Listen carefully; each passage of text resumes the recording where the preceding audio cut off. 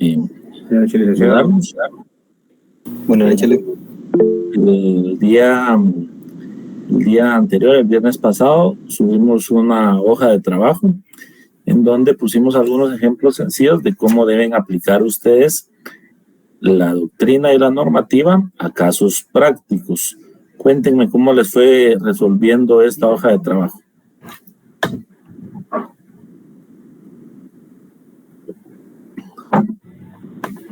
Vamos a ver, Manuel de Jesús, ¿cómo le fue a usted con su hoja de trabajo? Pues licenciado, yo le voy a ser honesto. Lo que pasa es que como yo no había visto el mensaje, ¿no? Y ya lo empecé a hacer muy tarde y ya no lo pude terminar al 100%. Lo puede mandar, pero no puede tomar la foto del screen que tuvieron sobre la pantalla, ¿no? Dulce Estefanía, ¿usted cómo le fue? Buenas tardes, licenciado. Pues al momento de escuchar la teoría sentía que sí comprendía, pero al momento de ya ponerlo en práctica sí se me dificultó un poco. Muy bien. A ver, Cindy Esquivel, ¿cómo le fue a usted?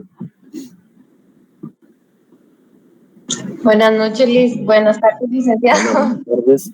Fíjese que lo mismo que la compañera dice, es como que ya a la hora de ver cómo se va a proceder, ya es un poquito complicado, pero esa es la forma de aprender, ¿verdad? Muy bien.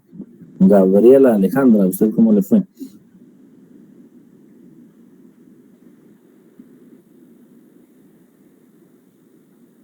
Gabriela Alejandra.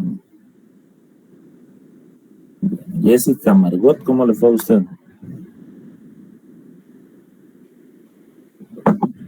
Muy bien, licenciado. Muy bien. ¿Lo pudo resolver correctamente? Solo fue una pregunta nada más porque como que estaba un poco complicado. No me recuerdo si es la pregunta 3, creo que era, del primer caso. Muy bien. Vamos a ver. Jennifer Clarisa, ¿cómo le fue a usted? Buenas tardes, licenciado.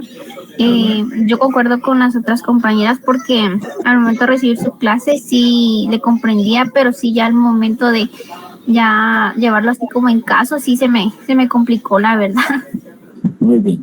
Bueno, fíjense que eso es, yo en una clase les decía que los estudiosos del derecho, en este caso en su función de abogados o en su función de notarios, es importante que ustedes conozcan la teoría, la doctrina, el fundamento legal, para que al caso concreto puedan darle la salida procesal adecuada.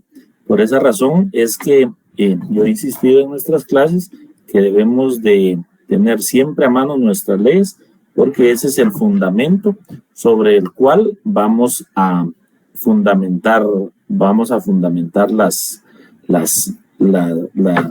nuestras respuestas, en este caso en un examen, o vamos a fundamentar nuestras demandas o nuestras denuncias en el ejercicio profesional. Entonces, es importante que nosotros vayamos desarrollando esa capacidad de análisis jurídico, porque la respuesta a todas las situaciones legales las vamos a encontrar en la ley. Y no deben de perder de vista que su primer fundamento va a ser la Constitución. Toda fundamentación que tenga una denuncia, una demanda o una resolución jurisdiccional va a estar fundamentada en primer lugar en la Constitución Política de la República de Guatemala, porque de ahí emanan todos los principios generales del derecho y de derecho procesal aplicables al caso concreto. Yo les dejé este ejercicio porque para el examen va a venir la resolución de un caso práctico, pero como la idea es que aprendamos y que vayamos entendiendo y desarrollando esa capacidad de resolución de casos también aplicándolo a la teoría que tenemos, vamos a, ¿les parece si resolvemos todo junto la hoja de trabajo hoy? Y así vamos aclarando dudas, vamos ampliando y vamos. Muy bien. Sí, licenciado. Muy bien, entonces vamos a ver, en la hoja de trabajo venía a resolver 2 casos. El primer caso dice así: El día 22 de marzo, entendemos que de este año, el señor Carlos G. presenta una denuncia penal en el Ministerio Público en contra de Federico B. Federico B. Él es denunciado por el delito de abuso de autoridad y él labora en el Congreso de la República. Él es un trabajador de confianza del presidente del organismo legislativo y el ente investigador, es decir, el Ministerio Público, en este caso, al presentar la denuncia, solicita control jurisdiccional y se designa al juzgado primero de primera instancia penal como órgano contralor para que conozca este caso. Vamos a ver la primera pregunta. La primera pregunta decía, ¿puede el señor Carlos G., es decir, el denunciante, presentar denuncia penal en contra de un trabajador del Congreso? ¿O, en todo caso, debe agotar primero la vía administrativa? ¿Qué respuesta pusieron ustedes? Que sí. Sí puede presentarla. Que primero se tiene que adoptar la administrativa. Muy bien. Herbert, ¿verdad? ¿Por qué se debe adoptar primero la vía administrativa? Porque es un caso interno y por lo mismo basado en el artículo, permítame. Yo creo que esa fue la única que contesté.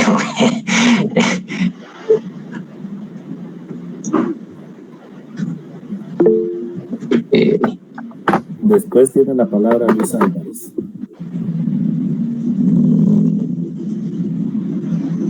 Bueno, vamos a dejarle la palabra a Luis mientras Herbert busca su fundamento. Luis, dígame. Sí, buenas tardes, licenciado. Yo puse que en este caso él sí puede presentar primero la denuncia y como fundamento es el artículo 35, que es libertad de emisión de pensamiento, ya que en este artículo dice que... ¿cómo era? Disculpe. Dice, sí puede presentar la denuncia ya que no constituye delito o falta las publicaciones que contengan denuncias críticas o imputaciones contra funcionarios o empleados públicos por actos efectuados en el ejercicio de sus cargos. Muy bien. Muy bien, la respuesta está correcta, el fundamento legal está equivocado. Vamos a explicar. En este caso, el supuesto que tenemos es de una persona particular que presenta una denuncia por abuso de autoridad en contra de un trabajador del Congreso.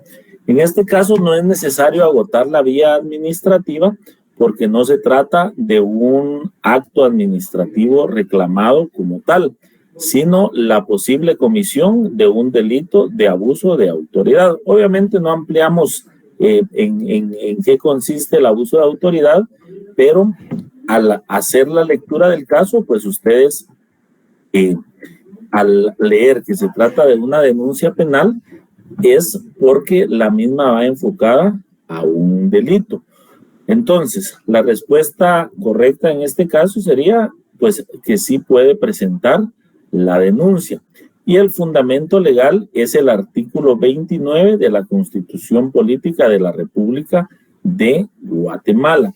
Veamos lo que dice el artículo 29. Y fíjense que estos artículos los tienen ustedes dentro de las presentaciones.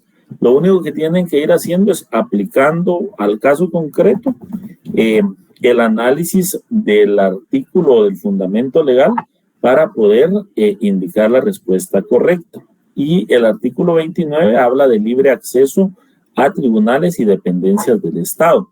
Toda persona tiene libre acceso a los tribunales, dependencias y oficinas del Estado para ejercer sus acciones, y hacer valer sus derechos de conformidad con la ley. Entonces, el fundamento legal es el artículo 29 de la Constitución, la libertad que tenemos todos los ciudadanos de acudir a los órganos jurisdiccionales.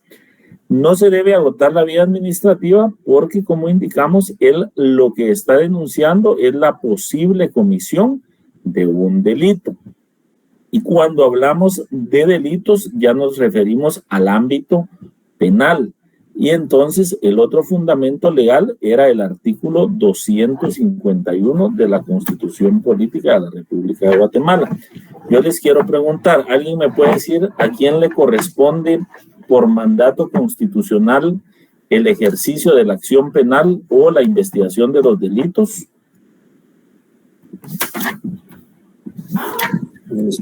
Al Ministerio Público. Muy bien, al Ministerio Público. El Ministerio Público tiene el monopolio de la persecución penal. Por eso es que en el supuesto caso que presentamos, el agraviado, en este caso el señor Carlos G., su denuncia la presenta en el Ministerio Público. Y el artículo 251 de la Constitución Política de la República de Guatemala regula lo relativo a la función del ente investigador y, entre otras cosas, dice que el Ministerio Público es una institución, auxiliar de la administración pública y de los tribunales con funciones autónomas, cuyos fines principales son velar por el estricto cumplimiento de la ley. Asimismo, dice que su organización y funcionamiento se regirá por su ley orgánica. Si no estoy mal, el artículo 6 de la ley orgánica del Ministerio Público regula y establece que será el encargado de investigar todos los delitos. En este caso, pues por esa razón es que no era necesario agotar la vía administrativa. Y si nosotros ya vamos un poquito más allá en el Código Procesal Penal, nos damos cuenta que los actos introductorios o la denuncia es la forma como se inicia la investigación de un delito. A ver, Jimmy Alberto Medina. Licenciado, una pregunta, pero sí puede llevar una denuncia administrativa también al mismo tiempo, ¿verdad? Sí, como en este caso estamos hablando de un supuesto, no ampliamos en qué consistió el agravio del señor, puede ser que en algunos casos también se pueda iniciar alguna acción administrativa en contra de este trabajador, que es independiente a la acción penal. La acción administrativa va enfocado a una sanción meramente administrativa por el incumplimiento de sus funciones, en este caso dentro del Congreso. Sin embargo, cuando sí está muy bien delimitada la diferencia entre una falta administrativa y un delito, pues obviamente lo que corresponde es la denuncia ante el Ministerio Público. Pero independientemente de eso, el trabajador también puede ser sancionado en caso se demuestre su responsabilidad, que la conducta que él asumió también constituye falta administrativa, puede ser sancionado administrativamente. ¿Estamos? Muy bien. Y ahora pasemos a la pregunta número 2.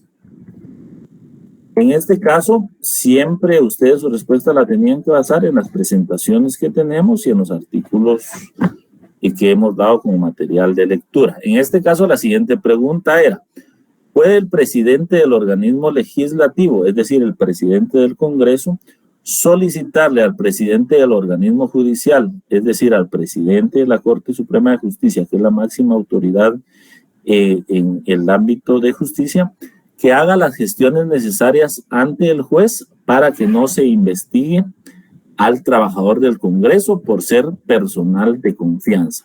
En el ejemplo que poníamos, indicamos que se presenta la denuncia, el Ministerio Público inicia la averiguación, pero para realizar algunas para realizar algunas diligencias de investigación u obtener algunos medios de prueba, es necesario contar en algunos casos con autorizaciones judiciales y por eso se pide el control jurisdiccional. Es decir, en este caso ya el Ministerio Público está investigando la posible comisión del delito que se les indica al señor Federico B. Y pues ya el juez ya tiene el control de la investigación. La pregunta concreta: ¿puede el presidente del organismo legislativo pedirle al presidente del organismo judicial que no se continúe con la investigación ya que se trata de personal de confianza del Congreso? ¿Qué respuesta pusieron ustedes? No. Byron René puso que no, muy bien. ¿Hay alguien que piense que sí, por tratarse de personal de confianza, se puede hacer esta solicitud?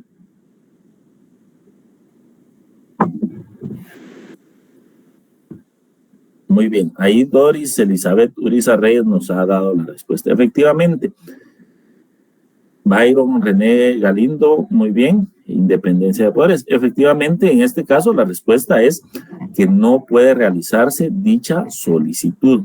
En caso se realizara, pues el presidente del organismo legislativo podría ser denunciado y se tendría que iniciar el trámite del antejuicio, porque hacer este tipo de peticiones es constitutiva de delito. ¿Cuál es el fundamento legal?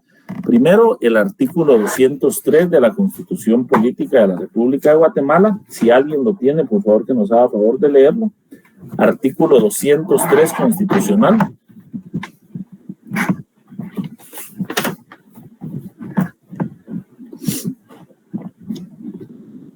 Vamos a ver, participemos porque los abogados tenemos que acostumbrarnos a expresarnos. Cindy, antes de leerlo, Cindy, dígame, y luego Lady. Iba a leer el artículo, licenciado. Muy bien, háganos favor de leer el artículo 203. Bueno, independencia del organismo judicial y potestad de juzgar. La justicia se imparte de conformidad con la Constitución y las leyes de la República. Corresponde a los tribunales de justicia y la potestad de juzgar y promover la ejecución de lo juzgado. Los otros organismos del Estado deberán prestar a los tribunales el auxilio que requieran para el cumplimiento de sus resoluciones. Los magistrados y jueces son independientes en el ejercicio de sus funciones y únicamente están sujetos a la Constitución de la República y a las leyes. A quienes atentarán contra la independencia del organismo judicial, además imponérseles las penas fijadas por el Código Penal, se les inhabilitará para ejercer cualquier cargo público. La función jurisdiccional se ejerce con exclusividad absoluta por la Corte Suprema de Justicia y por los demás tribunales que la ley establezca. Ninguna otra autoridad podrá intervenir en la administración de justicia. Muy bien, gracias. Efectivamente, el artículo 203 nos da la respuesta a esta pregunta. No puede haber intervención aun cuando se trate de las máximas autoridades de los organismos y que esté intercediendo por un trabajador del organismo que él representa, porque la Corte Suprema de Justicia, es decir, el organismo judicial, goza de plena independencia. Y eso lo establece la propia Constitución Política de la República de Guatemala. En el artículo que leía la compañera, clara y taxativamente dice que los magistrados y jueces son independientes en el ejercicio de sus funciones. Ellos están sometidos únicamente a lo que establece la Constitución y las leyes del país. Y por eso les decía también que en caso se dé una situación en que se dé esta intervención, lo que procedería sería una denuncia en contra del presidente del organismo legislativo por algún abuso de autoridad o por algún tipo penal en el que encuadre su conducta y tendría que iniciársele proceso penal. Además, si él se ha encontrado responsable, pues se le va a inhabilitar para ejercer algún cargo público. Entonces, la respuesta correcta es no se puede realizar esta solicitud porque el organismo... Abrí, porfa. Por favor, la compañerita que tiene encendido su micrófono, que lo apague. Porque el organismo judicial goza de independencia. Obviamente esa independencia se le traslada a los jueces, que son las personas sobre las cuales recae impartir justicia. Y el otro artículo que es fundamento para esta respuesta es el que ponía ahí un compañero o compañera en el chat, el artículo 52 de la ley del organismo judicial. Y veamos qué establece el artículo 52. Para cumplir sus objetivos, dice el artículo 52, el organismo judicial no está sujeto a subordinación alguna, y nos recalca lo que dice la Constitución, que únicamente está sujeto a la Constitución política y a las leyes del país. Entonces, en esta hoja de trabajo, la respuesta correcta de la pregunta es que el presidente del organismo legislativo no puede intervenir o interceder por el trabajador que es su personal de confianza, porque el organismo judicial, a través de los jueces, goza de plena independencia y no está subordinado a ningún otro organismo ni a ninguna dependencia. Es decir, cada organismo es independiente dentro de sus funciones. Existe el principio de no intervención. Muy bien, Michelle dice que ella puso que no porque ambos organismos son independientes. Exactamente. Sí generan contrapesos, pero dentro de sus funciones cada uno goza de plena independencia y está el principio de no intervención. Estos dos artículos ya los hemos leído en varias ocasiones, anótenlos, repásenlos porque es el fundamento legal en caso se plantee un caso similar en su evaluación. La tercera pregunta del caso número 1 dice: ¿cómo se denomina en doctrina al acto de presentar la denuncia en el Ministerio Público y que éste a su vez solicite control jurisdiccional? Vamos a ver, Jimmy, Alberto, ¿cómo se le denomina en doctrina a este acto? Licenciado, tiene que ser una acción, pero si no. Muy bien. A ver, alguien que ayude a Jimmy. Josué Robinson, ¿cómo se le denomina doctrinariamente a esa acción que hizo el denunciante en contra del denunciado? Muy bien, por ahí ya nos dieron la respuesta. Debido proceso no es la respuesta. Derecho de petición no es la respuesta. Querella. Querella tampoco. Demanda, ¿no? Acción procesal. Acción procesal. Muy bien, los que respondieron acción procesal, esa es la respuesta correcta. Y dijimos en la clase anterior que la acción procesal, ¿en qué consiste? La acción procesal no es otra cosa que poner en movimiento el sistema de justicia, en este caso, para que se haga la averiguación y la investigación de la posible comisión de un delito o falta. Disculpen, ¿cuál era la primera respuesta? Entré tarde, dice. Vamos a ver. Procuren entrar temprano. Sí puede presentarla. Es decir, nada impide a una persona presentar una denuncia. El fundamento legal es el artículo 29. No se debe agotar la vía administrativa porque lo que se está presentando es una denuncia por la posible comisión de un delito y como fundamento legal dimos el artículo 251 de la Constitución Política de la República de Guatemala que establece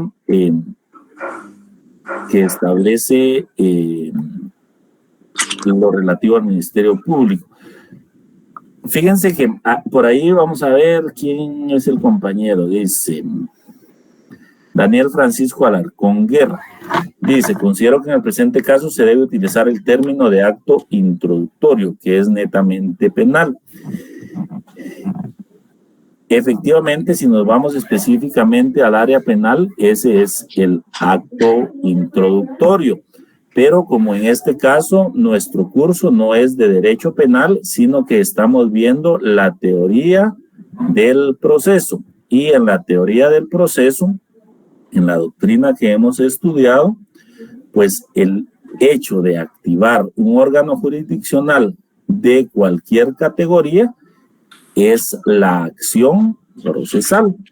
Con esto no quiero decir que un acto introductorio sea una respuesta incorrecta, pero como no estamos hablando específicamente de derecho procesal penal, sino de teoría del proceso y de derecho procesal en general, la respuesta correcta que ustedes deben poner es de acuerdo a lo que hemos visto.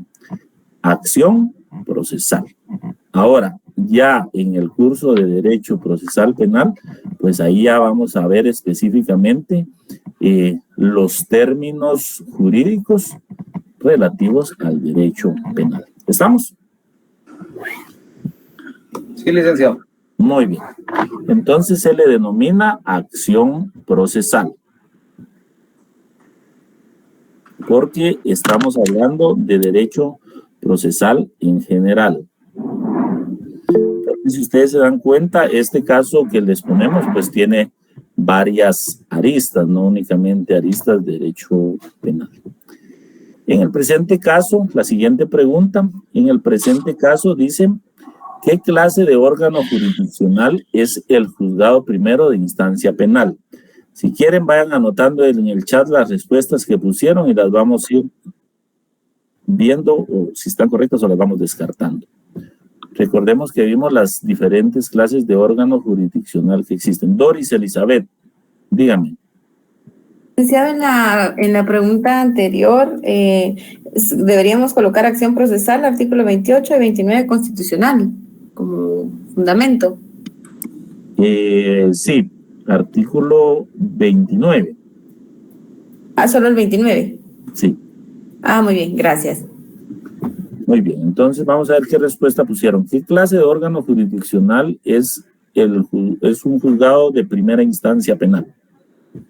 Vamos a ver, van anotándome las respuestas en el chat y ahí las vamos a ir viendo. Pues la respuesta que hayan ustedes anotado. Unipersonal, muy bien. ¿Quién más? Unipersonal con competencia en materia, en este caso es en materia penal, muy bien. Unipersonal, todos coincidimos que es un juzgado unipersonal. Vamos a ver si Matilde Polanco nos puede explicar por qué se trata de un juzgado unipersonal.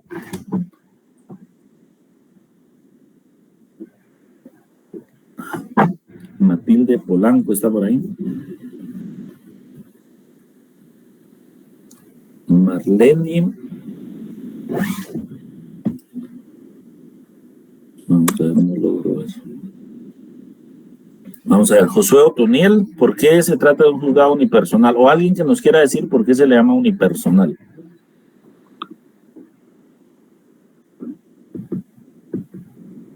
Vamos a ver, necesito que participen. Porque es directamente hacia la persona que está siendo afectada o que está siendo... o sea, le dan seguimiento a cada persona individualmente. Eso es lo que yo pienso, por eso es unipersonal, ¿verdad? Que llevan un control de cada persona, ¿verdad? Vamos a ver, Johnny dice, porque tiene competencia. Porque hacia el juzgado. ¿Perdón? Porque el juzgado que lo va a conocer es de primera instancia. Ajá. ¿Por qué es unipersonal? Que es unipersonal porque está dirigido por una sola persona, que en este caso sería el juez. Muy bien, esa es la respuesta correcta, porque los juzgados unipersonales, el encargado es una persona. La respuesta es sencilla, unipersonal. Un juzgado de instancia, el contralor el órgano jurisdiccional está compuesto por un único juez, una persona. No es porque, digamos, un juzgado de instancia penal unipersonal, muy bien, son resoluciones dictadas o control jurisdiccional por un solo juez. No va enfocado a la cantidad de personas que se investiga o a la cantidad de personas que están demandadas, sino va enfocado a la persona que ha sido designada por la Corte Suprema de Justicia para dirigir ese órgano. Esos órganos se les llama unipersonales porque es una persona la que resuelve en estos casos. Muy bien. Dentro de la otra pregunta dice, dentro de las peticiones que se hagan al juzgado, ¿cuáles deben ser las características bajo las cuales debe resolver? Vamos a ver, artículo 94 como fundamento legal, entiendo. Efectivamente, es el artículo 94 puede ser el fundamento legal porque es la Corte Suprema de Justicia la que hace la distribución de la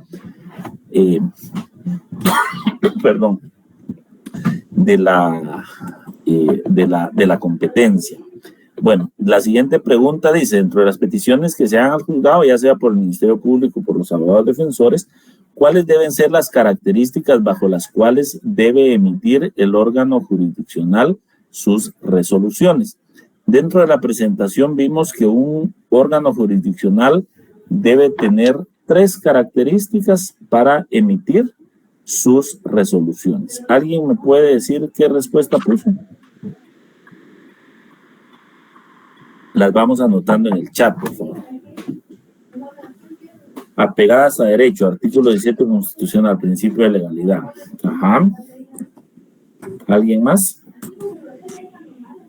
Aplico una consulta en donde es unipersonal, no tiene ningún artículo de referencia. Es la ley del organismo judicial, en donde están, se recuerdan que yo ahorita no lo tengo a mano, pero yo les di un listado de artículos en donde les desglosé la competencia de la Corte Suprema de Justicia, de las salas de apelaciones, de los juzgados de instancia y de los juzgados de paz. Es en la ley del organismo judicial. Vamos a ver.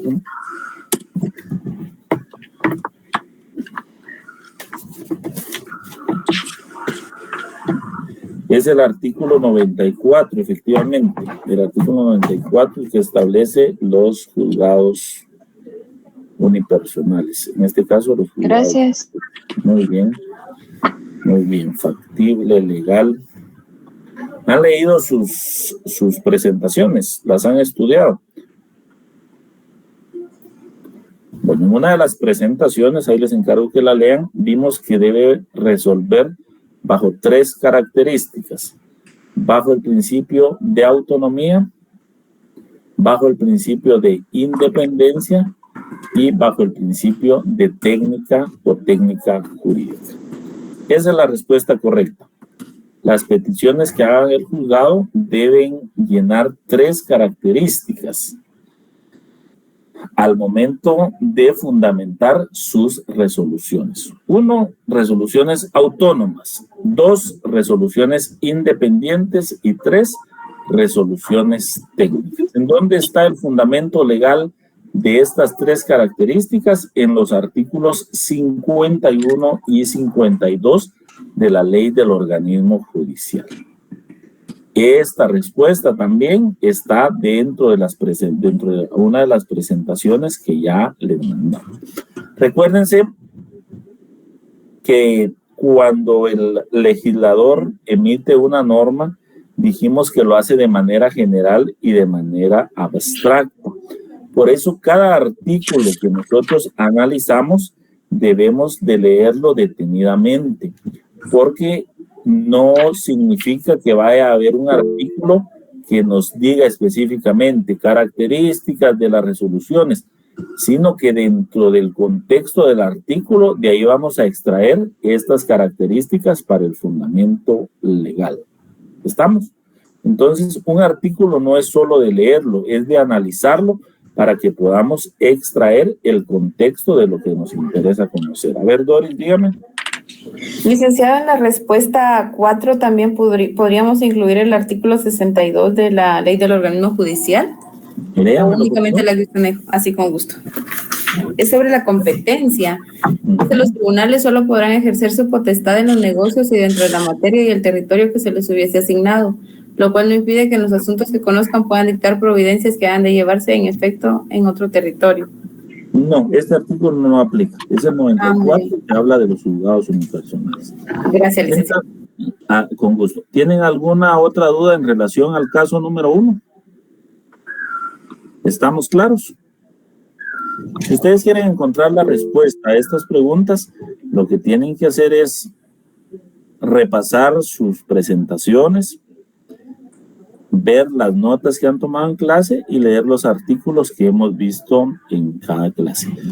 De esa cuenta se les va a facilitar encontrar la respuesta, porque no estamos preguntando ni pidiendo fundamentos más allá de los que hemos visto en clases. No sé quién levantó la mano. Cuéntenos. Wendy, Paola. Y Jimmy. Perdone. Sí, buenas noches, Lick. Perdone, fíjese que no tengo muy buena señal y ya no escuché si dijo, ahorita mencionó algún fundamento. No. Es que perdí un poco la conexión, perdone. No. Solo le estaba diciendo. Gracias. Perdone que ando aquí de comisión y por eso ando aquí. No se preocupe, solo les estaba diciendo que cuando fundamentemos y leamos un artículo, debemos de analizarlo, porque del análisis del artículo vamos a extraer muchas veces las características, en este caso que mencionábamos de la última pregunta. Les decía que no vamos a encontrar un artículo que taxativamente nos diga que deben de ser autónomas, independientes y fundamentadas. Entonces, leer no se trata de leer artículos, se trata de analizarlos, y esto les va a servir no solo para este curso, sino para todos los cursos que lleven dentro de la carrera. ¿Estamos? Muy bien, vamos a tratar de ver si nos da tiempo de resolver. Gracias, Lick. Con gusto, compañerita. Caso número 2. La señorita Gabriela J., de 17 años de edad, presenta una demanda en contra de la empresa constructora Casas y Más Sociedad Anónima. Esta demanda se presenta por incumplimiento en un contrato de compraventa de un bien inmueble ubicado en un condominio del departamento de Guatemala, el cual la empresa debía entregar en un plazo de 6 meses, pero no ha iniciado la construcción del inmueble, ya que el terreno en donde se iba a construir el condominio tiene gravamen, es decir, está hipotecado. El contrato fue suscrito por la señora Gaby J., quien es progenitora de la señorita Gabriela J., quien no puede presentar la demanda debido a que se encuentra fuera del país, razón por la cual la gestión la realiza su hija. Dentro de la demanda se solicita que se devuelva el dinero que pagó por el bien inmueble y que la indemnicen por los daños que sufrió, daños patrimoniales por incumplimiento del contrato. En general, una señora compra una vivienda dentro de un condominio y la empresa se compromete a entregársela en 6 meses. La empresa no cumple debido a que no puede iniciar la construcción porque el terreno en donde se va a construir este condominio se encuentra hipotecado. Al vencerse el plazo para el cumplimiento de la obligación de la empresa, la señora que firmó el contrato le pide a su hija que presente la demanda correspondiente, ya que ella no puede hacerlo porque se encuentra fuera del país. Ahora, las preguntas son bien sencillas y por ende las respuestas. Vamos a ver, ¿cómo se denomina procesalmente a la señora Gabriela J. y cómo se denomina a la empresa constructora Casas y Más Sociedad Anónima? Procesalmente, ¿cómo se denomina a estas personas? La parte actora, muy bien, que sería la señora Gabriela, y la parte demandada, que sería la empresa. Muy bien, efectivamente, en términos generales, ellos son los sujetos procesales. Como decía el compañero, muy bien, parte actora y parte demandada. Parte actora, la señora Gabriela, y la constructora es la parte demandada. ¿Estamos claros en eso? Igual, todo lo relativo a los sujetos procesales, ustedes lo van a encontrar desarrollado en una de las presentaciones. Siguiente pregunta. Perdón, licenciado, a mí me quedó una duda, yo que le contesté ahorita. ¿Si la parte actora es la hija Gabriela o es la mamá? La parte actora es la señora Gabriela, mamá. Pero vamos a ir viendo las otras preguntas porque aquí se presentan algunos supuestos. Muy bien, la empresa Constructoras Casas y Más, ¿qué clase de persona es? Con base a su respuesta anterior, ¿quién debe responder legalmente por la empresa? ¿Alguien que nos diga cuál fue su respuesta o las van anotando ahí en el chat para que las vayan verificando? ¿Tu representante legal? El representante legal. Muy bien, ¿alguien más? ¿Todos pusieron lo mismo? Sí, persona jurídica. Muy bien, efectivamente la empresa constructora Casas y Más S.A. es una persona jurídica. ¿Por qué se le llama persona jurídica? Porque es un ente abstracto, es decir, necesita a alguien que lo represente. Y en este caso, la representación legal de acuerdo al Código Civil le corresponde al representante legal. El representante legal es el que debe responder en este caso por el incumplimiento de la constructora. Muy bien, si esa fue su respuesta, estamos bien. Yo creo que este caso estaba más sencillo que el anterior. Y aquí viene otra de las preguntas. ¿Tiene capacidad procesal la señorita Gabriela J., que es la hija de la señora? Si su respuesta fue sí o no, indique la razón. ¿Por qué no tiene capacidad procesal? Porque es menor de edad. Muy bien. ¿Cuál es el fundamento legal? Yo te puse los artículos del 8 al 14 del Código Civil. Muy bien, felicitaciones. El artículo 8, capacidad. Muy bien. A los que pusieron del 8 al 14 o pusieron el 8, tienen la respuesta correcta. Efectivamente, la jovencita no tiene la capacidad para entablar una demanda, porque esa capacidad la obtiene cuando cumple la mayoría de edad, es decir, no tiene capacidad procesal para litigar. Y en Guatemala, pues todos sabemos que la mayoría de edad se obtiene a los 18 años de edad. Entonces, esa es la respuesta correcta. Y finalmente, en caso que la señorita Gabriela J. no pueda demandar, ya vimos que no puede, porque ella no tiene la capacidad para hacerlo. Pero la señora Gabriela J., Gaby J., que es la mamá, se encuentra fuera del país. Sin embargo, eso no le impide que ella pueda entablar una demanda. ¿Qué tipo de representación necesita doña Gaby J. para entablar la demanda en contra de la empresa? ¿Qué respuesta pusieron? Un representante legal. Un mandato. Un mandato. Bueno, entonces la pregunta es, ¿qué tipo de representación necesita? Se recuerdan que cuando vimos lo relativo a la representación, vimos que existen diferentes clases de representación. Está la legal, la judicial, la testamentaria o la voluntaria. En este caso, ¿qué tipo de representación necesita la señora para poder demandar? ¿Sería la representación voluntaria, licenciado? Muy bien, efectivamente, la respuesta correcta es lo que necesita es una representación voluntaria en donde le otorga los poderes a la persona que lo va a representar a efecto que actúe en nombre de ella.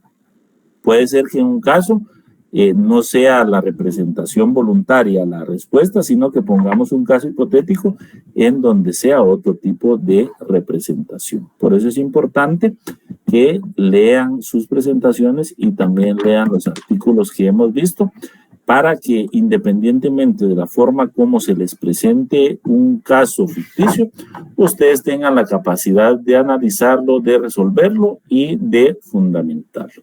La respuesta la van a encontrar siempre en la ley. Dice, finalmente la señora Gaby J. entabla la demanda en contra de la empresa por incumplimiento del contrato, pero no fue la única afectada por esta empresa. Y a la demanda se constituyen otras 24 personas a quienes la empresa les incumplió. Es decir, hay una parte procesal que ha sido demandada, pero hay varios actores o varios demandantes. Entonces, ¿cómo se denomina legalmente a la pluralidad de partes o a varias partes, que en este caso serían 25 demandantes, que ejercitan y reclaman una sola pretensión? En este caso, la pretensión de estas 25 partes es la misma, que les devuelvan el dinero que pagaron porque la empresa incumplió. Litis consorcio. Muy bien, efectivamente la respuesta correcta es el litis consorcio. Esa clase no la di yo, pero recuerdo que la dio el licenciado Uciel Guerra y me contó que le explicó lo relativo al litis consorcio.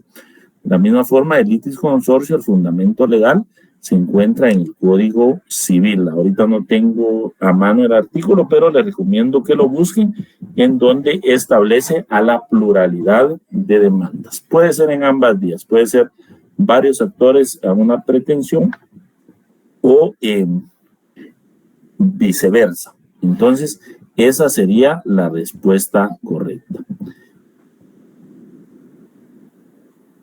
Se dan cuenta que al ir atando la doctrina, los artículos y nuestro propio análisis lógico y jurídico, vamos encontrando las respuestas a cada uno de los problemas que se nos presentan.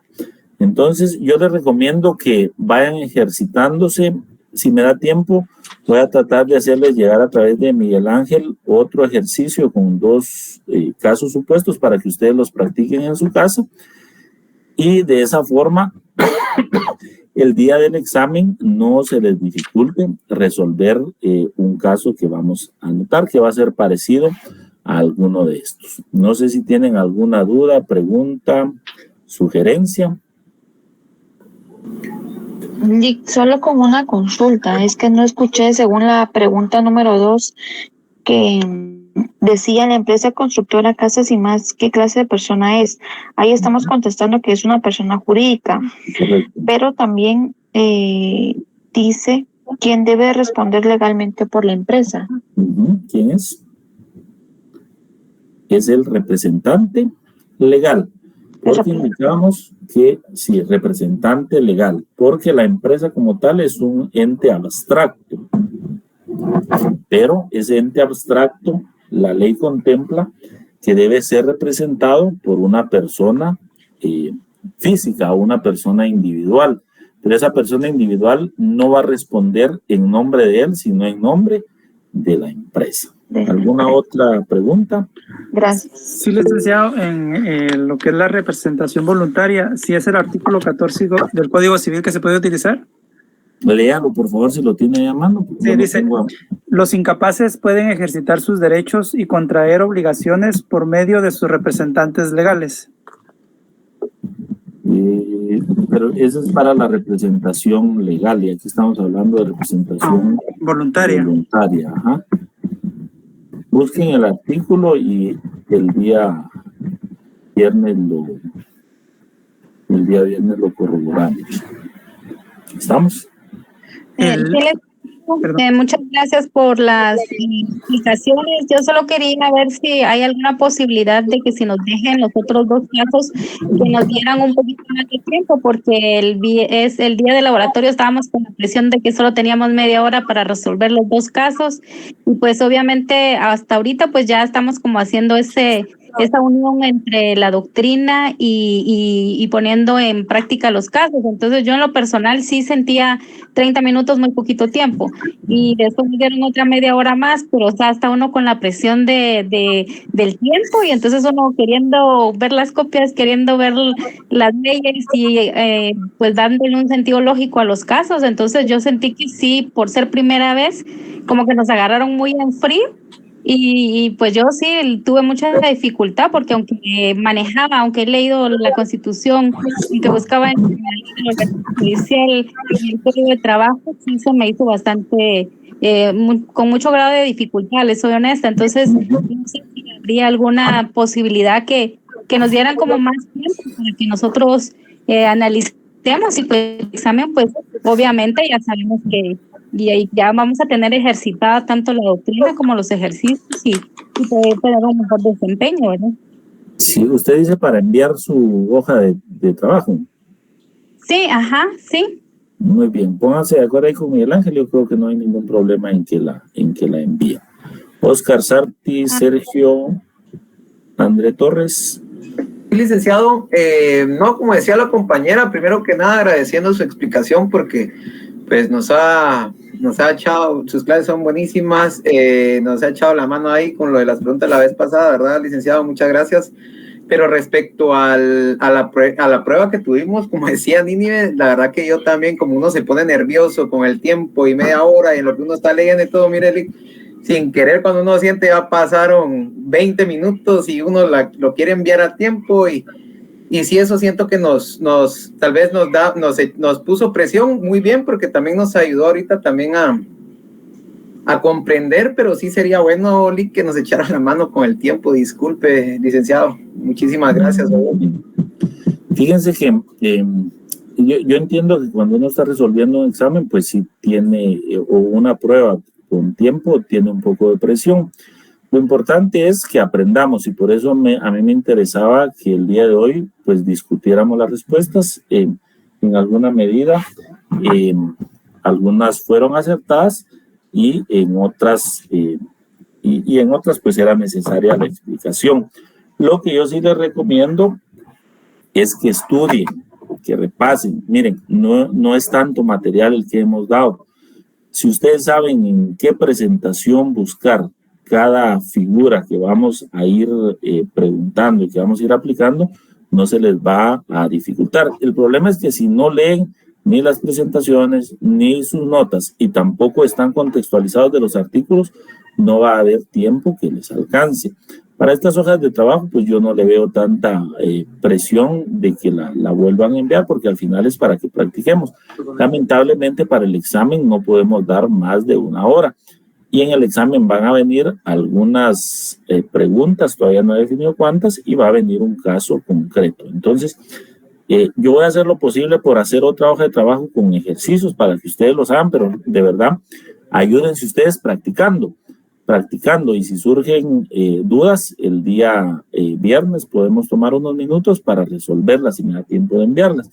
De lo contrario, lean otra vez esta hoja de trabajo y los casos van a ser similares, porque al final no se trata de ponerles casos que sean complejos de resolver, sino que ustedes vayan desarrollando esa habilidad de ir integrando doctrina con fundamento legal y con las propias figuras del derecho procesal. ¿Estamos? Sí, licenciado, a mí solo con una duda. ¿El viernes sí todavía van a haber clases? Vamos a ver, no sé si está Miguel Ángel por ahí. Sí, ¿qué tal? Buenas noches, compañeros. Pues hasta el momento la administración no nos ha informado nada. Igualmente, pues cuando hagan o nos hagan saber a nosotros sobre una información oficial, con mucho gusto les estaré comunicando en el grupo de WhatsApp o ya sea en Classroom, compañero. Gracias. Buenas noches. Por la declaratoria, sí. Bueno, vamos a quedar a la espera.